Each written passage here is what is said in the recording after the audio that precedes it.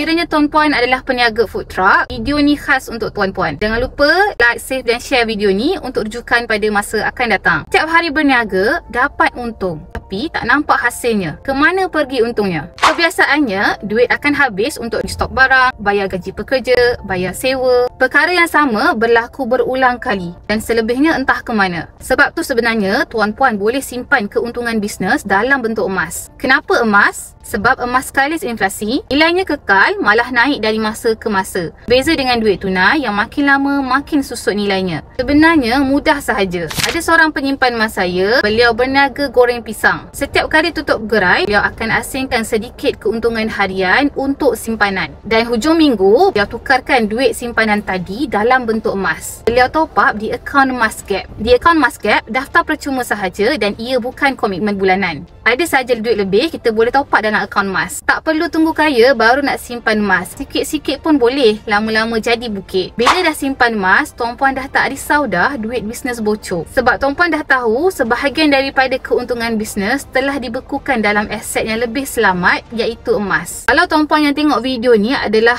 peniaga food truck ataupun berniaga harian, mulakan simpanan emas hari ni juga. Tuan-puan boleh rujuk cara bermula dengan mudah di pin video di profil saya. Saya bantu tuan-puan sebaiknya.